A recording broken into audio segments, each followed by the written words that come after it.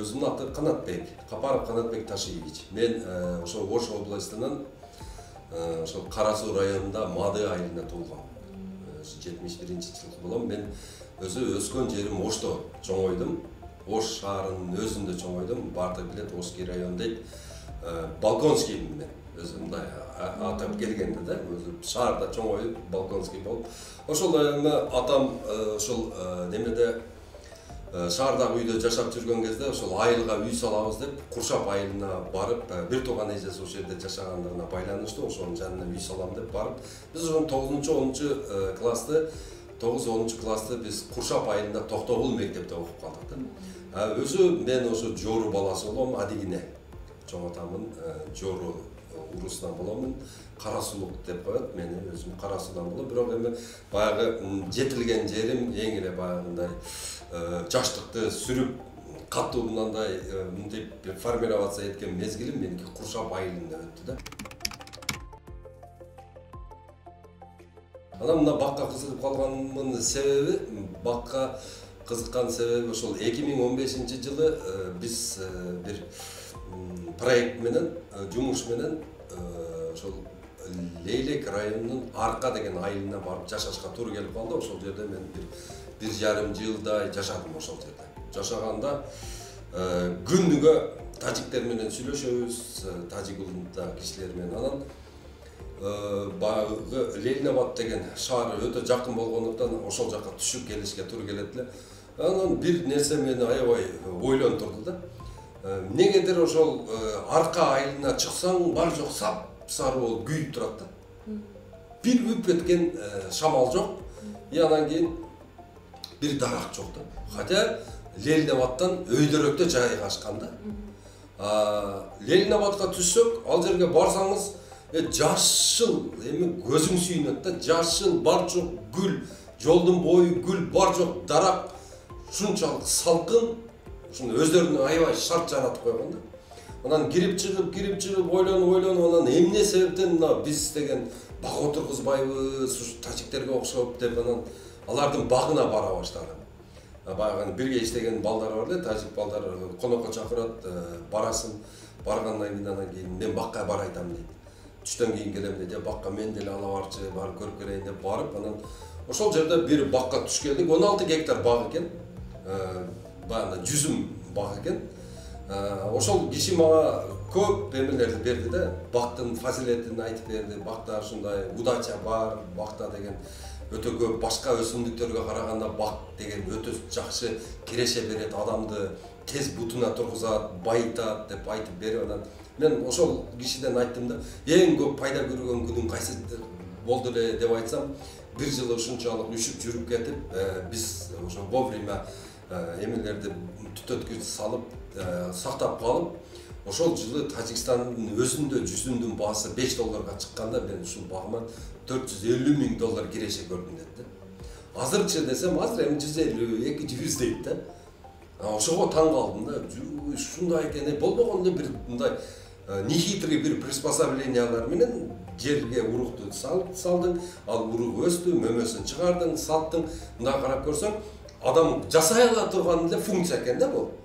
Анан ойлонуп көрдүм. Азыр болсо, мына Кыргызстанда эмне үчүн ушундай болбойт деп, анан 5 жылдан бери ушуну жүрөгүм менен дабат кылып келип, мына 2 жыл болду, 3 жылга кетти, Борбор Азия багбандар биримдиги деп биримдик түптөгөнбүз.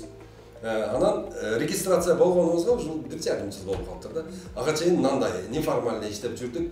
Анан ошонун негизинде эми азыркы биздин бак дааватыбыз, Борбор Азия багбандар биримдигинин бак дааваты элдерге эң жакшы сапаттуу көчөттөр менен багбанчылыкты баштагыла, эң жакшы өтүмдүү сорттор менен баштагыла.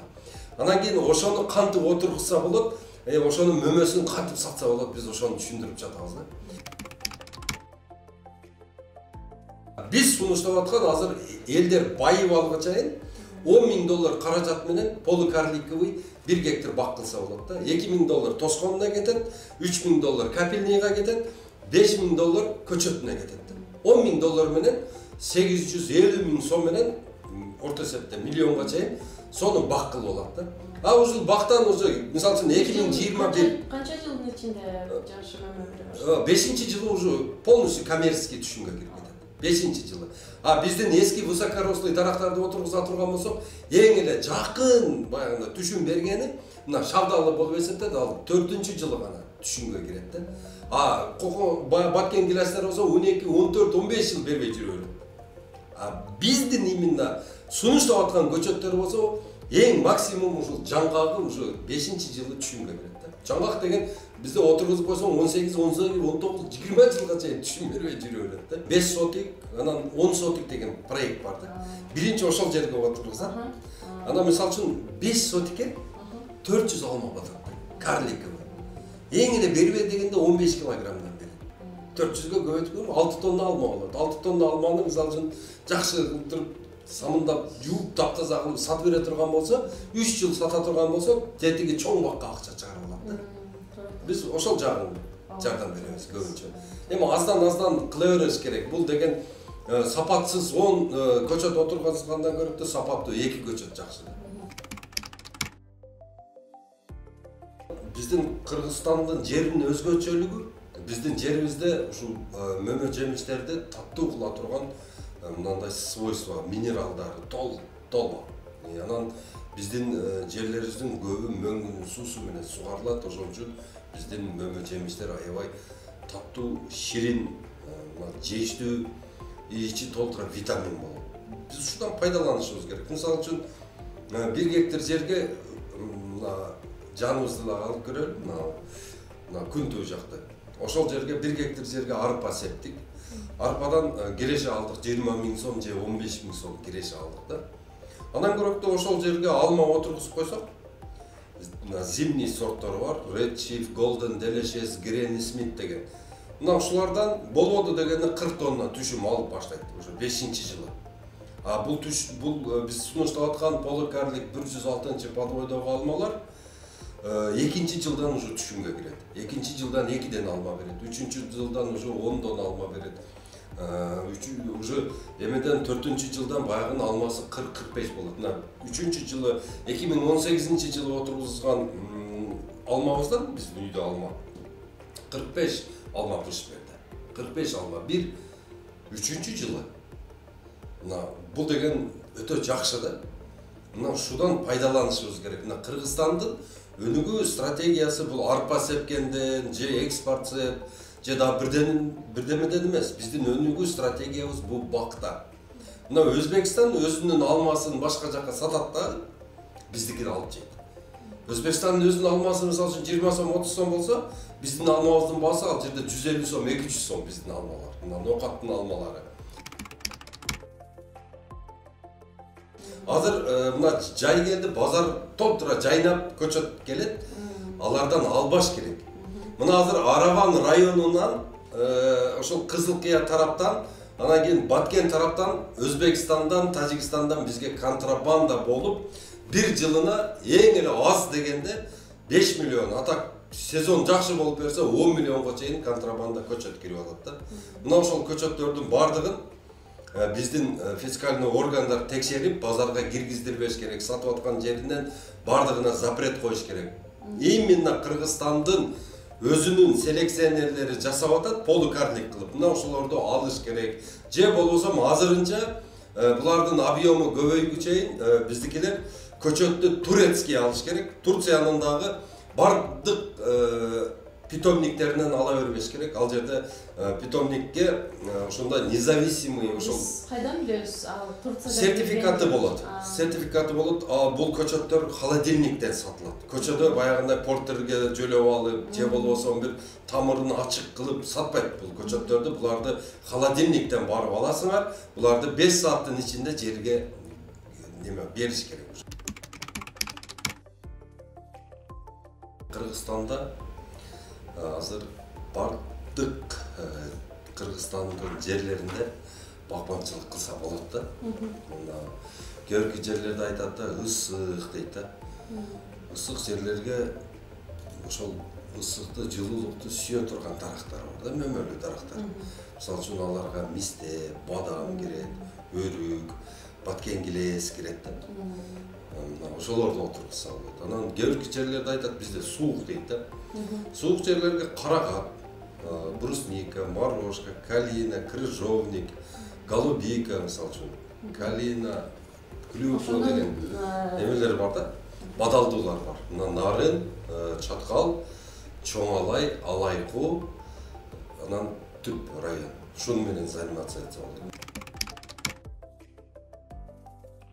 Кудайдын амыры менен ушу Кытайда ушу кокон гиляс деп мурунтан аталган, биз азыр баткен гиляс деп өзүбүз ат койгонбуз. Ошол баткен гиляс өспөйт экен да. Анан азыр баткен гилясты мен айтар элем бир гана түштүктө эмес, ушундай сорттору чыккан. Мынау биздин чүйгө, ысык көлгө, таласка отургуза турган сорттору чыккан да. Каяктан алсак болот? Аларды мына ушул эле фирмалар алып келет. Азыр Польшадан эң сонун көчөттөр келип атат. Польшаныкы. Булар бирок кымбатыраак 5 евро экен да, евро доллар экен. Бул деген 500 сом болуп калат бир көчөттүн баасы. Эмеде болсо буну мына немеде Өзбекстандан чыккан көчөттүн баасы 250 сом же 200 сом болот. 2 барабар кымбат болуп атат, бирок бул көчөттүн неси жакшы? Бул көчөттү ала турган болсоңуздар, бул көчөт парчага, анан щитовкага, анан бактериальный ожогко өзүнүн иммунитети бар. Ошондой тарбияланган да. Бул оорубайт. Только зыянкечтерин дарылайсыңар, баягындай тамыры оорубайт бунун, стволу оорубайт. Баягындай ожог болбойт. Будан ошодон силер пайданы көп аласыздар да. Биз айтып аткан питомник, бул питомниктен айырмаланып, булар карлик жана полукарликовый көчөт чыгара алабыз биз. Бул жерде жөнөкөй эле баягы эки даракты бири-бирине улап туруп, анан ошодон анан көчөт жасоо эмес, биздин жасаган көчөттөр лабораторияда жасалат. Булар деген инвитро жолу менен баягындай молекулярны клоновый вид менен чыгат дагы. Биз бир жылдын ичинде эле бир лабораторияда 30 миллион 40 миллион көчөт чыгара алабыз. Ошондой лабораториялар курууга мүмкүнчүлүгүңүз барбы? Андай мүмкүнчүлүк бул каражат. Азыр бир питомникти куруш үчүн 5 миллион доллар каражат керек болуп атат бизге. Анын ичинде 200 гектар өзүнүн жери болот. 20 гектар теплицасы болот. Жана андан кийин чоң административный зданиясы менен ошонун ичинде эң акыркы үлгүдөгү инвитро лабораториясы болот. И анан ошол эле кезде ошонун тепловой өзүнүн бокстары болот. Мына ошол жерде биринчи мынандай кечке эле мисалы үчүн жалбыракты сиз за границадан алып келесиз, сизге жагып калды бир дарак алып келесиз, жалбыракты сиз бизге бересиз. Биз ошол жалбыракты специальный эмеде суюктукта эритебиз дагы. Анан ону чоң бочкага куюп эритип алабыз, дагы көбөйтүрөбүз дагы. Ошодон алып туруп баягынан клеткасын алып эле бул жака өсө турган средага коебуз. Ошол жерден кичинекей эле мындай идиште 30 шабдалы, же болсо 30 кокон гиляс, же болсо 25 эме алма ошону чыгара беребиз. Баягы жерде баягы өзүп өнүп анан кийин көк болуп чыккандан кийин баягыны бирден анан алып туруп эмеге кассетага тизип чыгабыз дагы анан теплый бокска коебуз. Ал жерде анын бою 6 сантиметр болгондон кийин анан биз аны алып чыгып туруп эмеге коебуз. Эшикке алып чыгып туруп аны теплицада өстүрөбүз. Теплицада 1 ай тургандан кийин анан биз аны грунтка алабыз. Эшикке эле отургузуп туруп эле анан кийин анын жер семирткичтерин берип, бар жогун даярдай беребиз. Анан ал жерден тамыр өсүп чыгат. Тамыр өсүп чыккандан кийин биз ошого даярдайбыз. Бул жагын подвой тамыр, бул жагын привой кылабыз. Анан привойду подвойго улап туруп, сиз сураган сорт, сиз сураган баягындай регионго, сиз сураган климатка ылайыкташтырып туруп көчөт жасап беребиз да.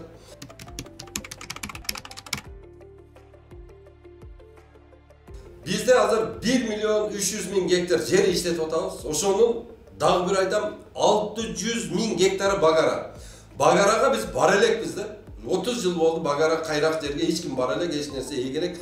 Ошол жерде жөн эле жатат да. Чөбүн чаап алсак чаап алабыз, чаппасак ошол бойдон эле жатат. Адан сырткары 700 миң суга жерибиз бар. Ошонун тең жарымына биз көп жылдык баягы той чөптөрүн отургузуп салганбыз. Бул деген БД, экспортсет, дагы бирдеме баягында Люцерна барчон. Болгону биз азыр 300 000 гектар жерде багыбыз дагы ошол жерде, даныбыз дагы ошол жерде, помидорубуз, капустабыз бар жогубуз болгону 300 000 гектар жерди иштетип атабыз. 1 миллион гектар жер эс алып эле жатат да. Эгерде 1 миллион гектар жерге жанагы мен айткан баягы 1 миллион 300 000 гектар дагы деградация болгон жерибиз бар. Бул жайлоо болуп жазылып калган. Алар айылдан айылыс эмес жерде, эң алысы 6 километр, 5 километр жерде дагы 1 миллион 300 000 гектар жерибиз бар Кыргызстан боюнча. Мына ошол жерлерге чөп чыкпай калган да. Мына чөп чыкпай калгандыгы үчүн азыр восстановление пас иштеп туруп, МВФ каякта бир чоң банктар бизге акча бөлүп берип атат ошол жерге. 50 миллион доллар бөлүп берип атат. Bunday акчадан уже көп бөлүп берген бизге жайлоонун калыбына келтиргиле да. Бирок ошол акчалар бесследно исчез болуп кеткен да, жок болуп кеткен. Мына ошол акыркы берип аткан 50 миллионун мен талашып атамын азыр. Кадимкидей министерство менен талашып атам, ошол жерде ошол акчага 30 миллионуна баягына буровой установкаларды алып келгиле. Дагы ошол жерге суу чыгарып туруп 20 миллионуна жанагы мен айткан той чөптөрдү алып келип отургузгула. Ошондо анан кийин биз өсөбүз. Же болбосо ошол эле жерлерди 1 миллион 300 000 гектар жерде айылдын жанына болгондугу үчүн ошону айылдагы адамдарга 1 гектардан ар бир үй бүлөгө бөлүп берип коюш керек ошону. Бак кылып алсын өздөрү. Бак кылып алсын. Көчөт менен биз поддержка кыла турган болсок, бардык эл бак кылат. Азыр эми мен айтып аткан проекттердин бардыгына 200 миллион доллар керек да. 200 миллион доллар. Эмне үчүн дейсиздер? 35 миллион долларына 7 дубанга 7 питомник коебуз. 30 миллион долларына 100 вертикально 5000 метр казала турган буровой установка алып келебиз Кореядан. Олар алып келип, обучать кылып, балдарды үйрөтүп кетишет өздөрү. Так, 65 миллион доллар кетти ал. 12 союз мезгилинде план болуп казылбай калган 12 чоң канал бар. Чоңунан айтып атам. Ошолорду казганы дагы 65 миллион доллар кетет. 130 миллион доллар кетип атам. Дагы калган 70 миллион долларга биз ар бир райондо бир эле курста 300дөн бала окута турган окуу жай ачабыз. Агрономияга. Ал жерде 15 жаштан баштап туруп 75 жашка чейин ким окуйм десе барын окутабыз биз. Окутуп туруп, бирөөсү именно помидорду окуйт, бирөөсү именно жүгөрүнү окуйт, бирөөсү именно алманы окуйт. Ошентип туруп бөлүп туруп буларды факультет кылып туруп, биз агрардык мамлекет болгондон кийин биздин окуу жайлардан 70% агрардык окуу жай болуш керек.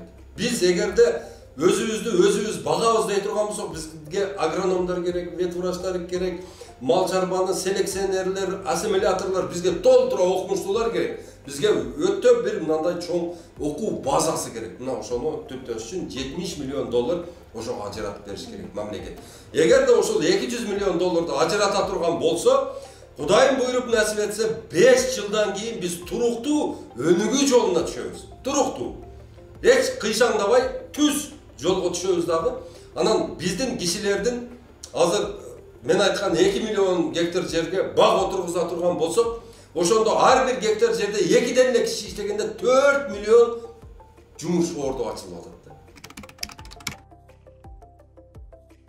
Азыр биз Измир деген шаардын Эге университетин менен договорубуз бар, Бакбандар биримдигинин. Биз ошол жака студент жөнөтө алабыз да. Алар сурап атат, эмнеге Кыргызстандан студент келбей атат? Биз барсак казактар бар экен, өзбектер аябай көп экен. Түркмендер бар экен, ирандар, Алжир, Сомали, бар жоктор бар экен. Кыргыздан 4 эле киши бар экен. 4. Болгон 4 эле бала окуйт экен. Мына ошол жерге Эге университетинин базасы аябай мындай чукур экен. Мына жана сиз айткан лабораторияда кимди иштетебиз деп атабызбы? Ошол жакка жок эле дегенде бир 1000 бала жөнөтүшүбүз керек да. Ошондо 5 жыл илим алып келсе, ошондо бизде Кыргызстанда көчөттү чыгаруу маселе болбой калат эле да. Такыр маселе болбой калат. Мына ошон үчүн окуш керек, жаш батардын бардыгын мен чакырам. Айыл чарба министрлигине анан премьер министрге сунуштап атабыз. Айыл чарба да министрлигинин астында ошол багбанчылык департаменти ачылыш керек да. Бул багбанчылык департаменти ачыла турган болсо, бунун кызматы элдерге сапаттуу багбанчылыкты кантип өздөштүрөт. Ошодон кетет. Анан бул багбанчылык департаментинин дагы бирден бир функциясы чет мамлекеттер менен мамиле түзүп туруп, мына питомник батыраак неме болот эле, чечилет эле. Мына азыр мисалы үчүн биз азыр жөн эле ассоциациябыз, коомбуз да. Коом ушунчалык аракет кылып аткандан кийин департаментте, бир эле департаментте 30 киши болот, 30 киши тынбай ушунун саясатын жүргүзө турган болсо, бул деген өтө чоң күч болот да. Андан ошол кайсы эмени тармакты алып көрбөсөң, өнүгүүсү адамдардын өзүнүн коммерческий каалоосунан болот да. Биз канчалык элге будан киреше жакшы түшөрүн түшүндүрсөк, мына ушул департамент ошону түшүндүрүп бериш керек да. Эгерде департамент ачыла турган болсо, багбанчылык алдыга карай кетет эле. Департаментте эмне болот? Информация болот. Департаментте эмне болот? Ошол жердин карталары болот. Департаментте эмне болот? Ошол рычагдар болот. Сугатты чечип берет, жерди чечип берет. Мына ошого окшогон маселелерди көтөрүп, байма-бай багбандарга жардам бере алат эле да. Ошон үчүн департамент сөзсүз керек болуп атат бизге. Биз деген мына багбанчылык менен малчылыкты ушундай координировать этишибиз керек дагы. Мал бакка мал таасир этпеш керек да. Мешать этпеш керек бири-бирине. Ушунун бардыгын жасай турган, саясатты кыла турган мына айыл чарба министрлиги. Мен дагы айтам, жолду ачкыла, тезирээк таможняны ачып бергиле. Эл малдарын кымбат баада сатышсын. Сатып туруп, ушул азыр Россиядан эң сонун бир эле уй 30 литрден 50 литрге чейин сүт бере турган уйлар бар. Ошодон алып келиш керек. Мен айткан той чөптөрдү алып келип, мына жолдун ылдый жагына, нижний зонага ошону отургузуш керек, дандарды отургузуш керек. Ушулардын бардыгын координировать эте турган бизге чоң бир мындай керзүү өтүктү кийген, здоровый, мындай бир айыл чарба министри керек болуп атат да.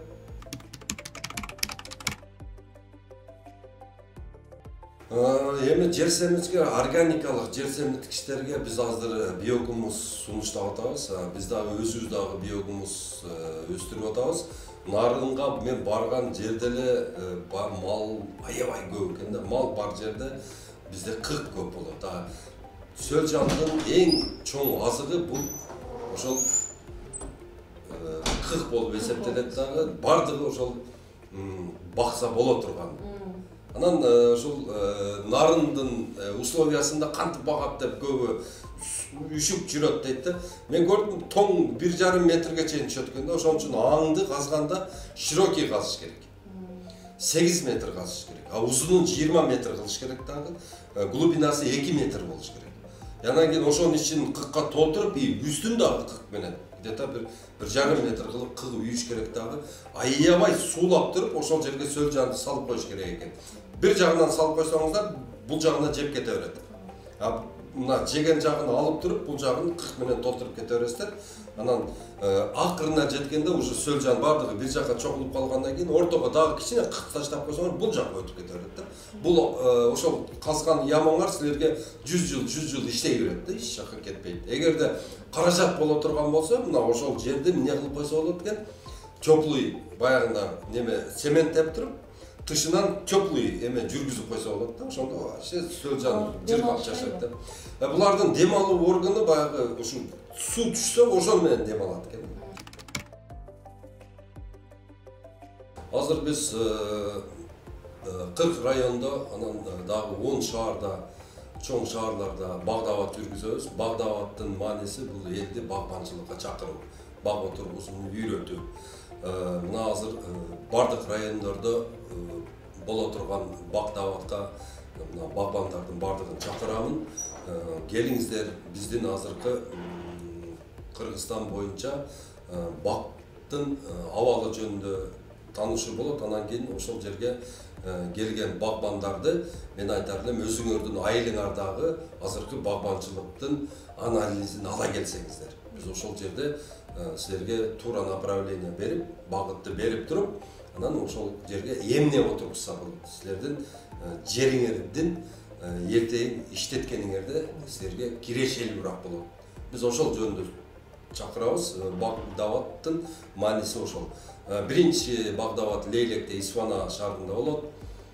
Экинчиси Баткен шаарында, үчүнчүсү Кадамжай шаарында, анан кийин Кызылкыя шаары, Нокат шаарында, Араванда, анан ошентип бардык райондорду кыдырып чыгабыз.